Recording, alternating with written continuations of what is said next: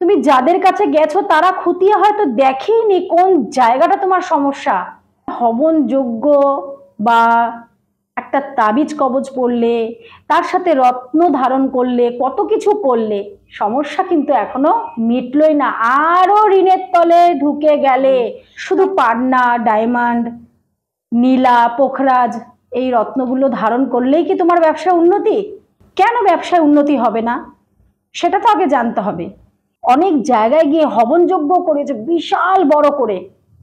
যারা তোমরা বহু জায়গায় গেছো, তোমাদের সমস্যা এখনো সমাধান হয়নি, সে একই জায়গায় রয়েছে, তাদের জন্য এই ভিডিওটা অবশ্যই তারা কিন্তু দেখবে, হতাশা হবে না।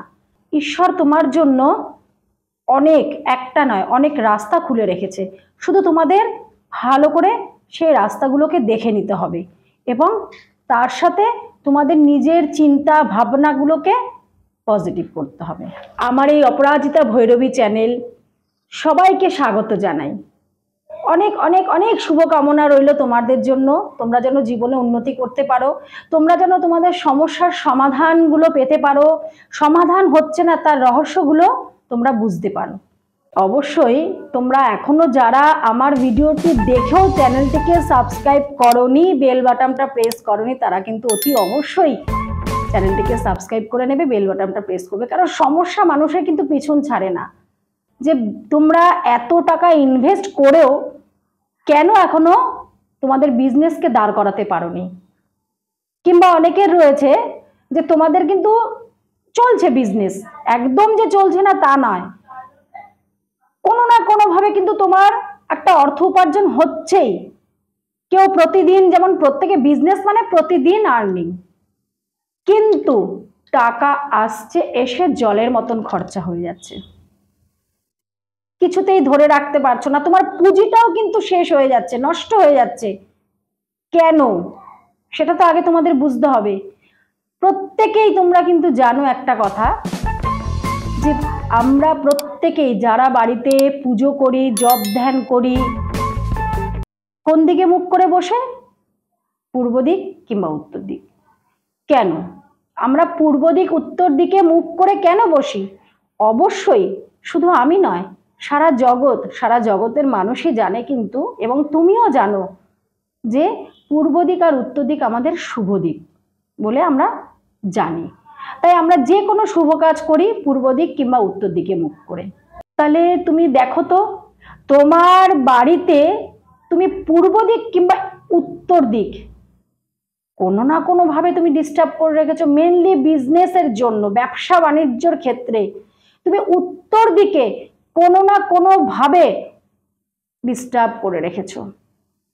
কিছু এমন করে রেখেছো যার জন্য আজকে তোমার কিন্তু বিজনেস দাঁড়াচ্ছে না। হাজার প্রচেষ্টা করছো, ধার করছো, লোন করছো, সেটাও কেন? এই ধার লোনটাও কিন্তু তোমার উত্তর দিকটা ইন্ডিকেট করছে।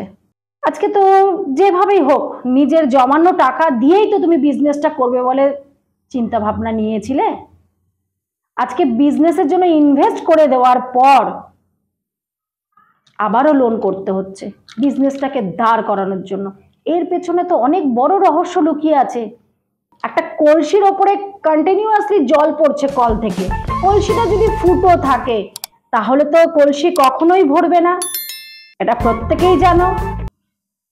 তাহলে তোমার কোন দিকে কলসিটার ফুটো আছে সেটা তো খুঁজে বার করতে হবে।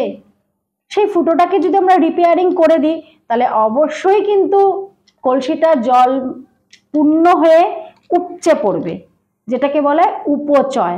কিন্তু তোমার হচ্ছে অপচয়।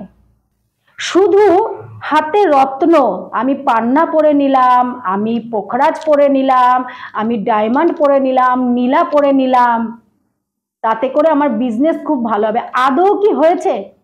যারা আমার ভিডিওটাকে দেখছো তারা নিজেরা বলো তো। এত টাকা পয়সা খরচা করে ইনভেস্ট করেছো, এত কিছু করেছো, কিন্তু ব্যবসা উন্নতি কোনোভাবেই হচ্ছে না।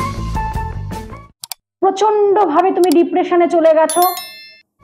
এই সব কিছু থেকে মুক্তি আছে, আগে তো জানতে হবে যে তুমি কেন উন্নতি করতে পারছো না, তোমার উন্নতির পেছনে কোন জায়গাটা তোমাকে ডিস্টার্ব করছে?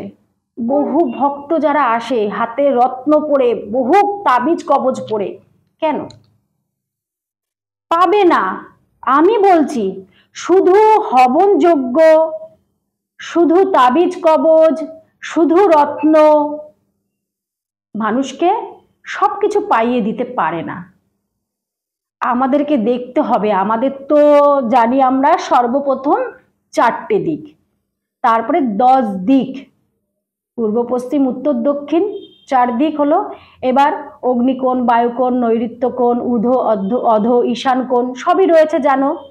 তারপরেও কিন্তু আরো অনেকগুলো কোণ আছে যেইগুলো নাকি আমাদের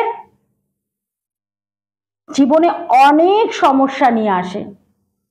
তুমি ইনভেস্ট করেছো তোমার ব্যবসায়, ব্যবসাটাকে যখন চলছে না উন্নতি করার জন্য তুমি ইনভেস্ট করলে রত্নতে, তারপরেও যখন হচ্ছে না আবার ইনভেস্ট করলে হবন যজ্ঞ তাবিজ কবজে, তারপরেও যখন হচ্ছে না হতাশা হয়ে গেলে হয় ব্যবসা বন্ধ করে দেওয়ার কথা ভাবলে, আর না হলে নিজেকে শেষ করে দেওয়ার কথা ভাবলে।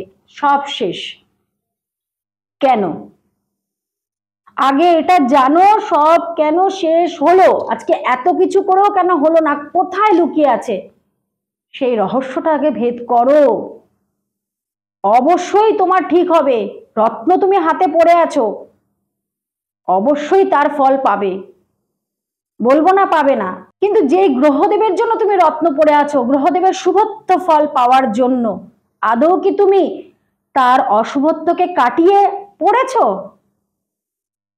কাটিয়েছো কি এখনো? তোমাকে কি সেই উপায় বলে দিয়েছে? কেন একটা কথা জানবে, ভালো যেমন দেবে তেমনি খারাপও কিন্তু ফল দেবে, দুটো ফলই কিন্তু দেবে। তুমি যে রত্ন ধারণ করেছো যেমন ভালো পাবে, অন্য দিক থেকে কিন্তু খারাপও পেতে থাকবে। কিছু না কিছু প্রবলেম হবে। তোমার বিজনেসে উন্নতি হয়েছে ধরো, কিন্তু টাকাটাকে রাখতে পারছো না, সেটা বাড়ি ঘরের পেছনে বা বাড়ির প্রত্যেকটা সদস্য থাকে, তার মধ্যে কেউ না কেউ অসুস্থ হচ্ছে, কোনো না কোনো ভাবে কিন্তু অর্থ নষ্ট হচ্ছে। আলটিমেটলি বিজনেস তোমার কিন্তু আর উন্নতি হচ্ছে না।